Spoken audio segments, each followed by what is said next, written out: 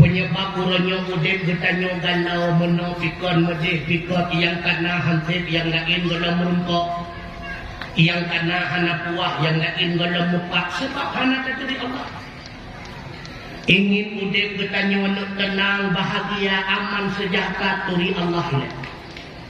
Kenyamanan hati getanyo karena kata turi Allah. Maka man arafa nafsahu arafa rabba. Ahwatan kita jauh kata turi draw, maka akan taturi Allah Ta'ala. Ahwatan kata turi Allah, maka pasti taturi draw. Pakon dinoleh kita jauh timbul pertanyaan pakon-pakon. Gara-gara kita jauh guna merumpok jawaban. Sehingga ahwatan lako kita jauh ipuplung di pelakor. Anak pakon, tidak ipuplung lako. Kuah pakon-pakon, sehingga ada ganyan kehendak Allah. Anak pakon-pakon. Pakon, igana ganyan keadaan lakolong hana pakon segala ganyan kehendak Allah. Man at-sabaw sadat. Wallahu khalaqakum wa ma ta'mal. Allah yang pejut bertanya, Allah yang pejut segala buat bertanya. Kon menang tebu hai putra kon.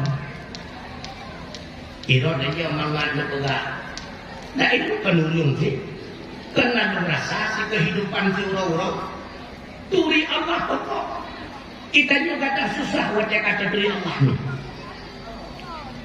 uronyo le urung yakin ke Allah bak babah ne ulung buktikan mi na yakin Allah maha kuasa iro denu na yakin ke Allah maha kuasa innallaha ala kulli syai'in qadir. Idra lebih na yakin ragu-raguhan bagi jemput. Na yakin menyayakin Allah Maha Kuasa pakan citu sahnu ada tinggal kedua. Ya, kita coba bapak yakin. Waktu tinggal dua are kata ada ada dua are sinya anak pam. Tengku putra.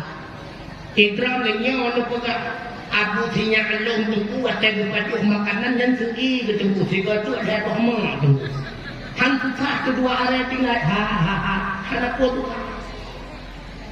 bila mana dua area yang ke anu dan lakau bertanya serta permoh bertanya singah bunga maka dua area yang han bertamah di Allah menyertegedi hansip singah bunga Allah tetap bertamah dari jalan yang hana bertanya sangka-sangka Allah Maha Kuasa.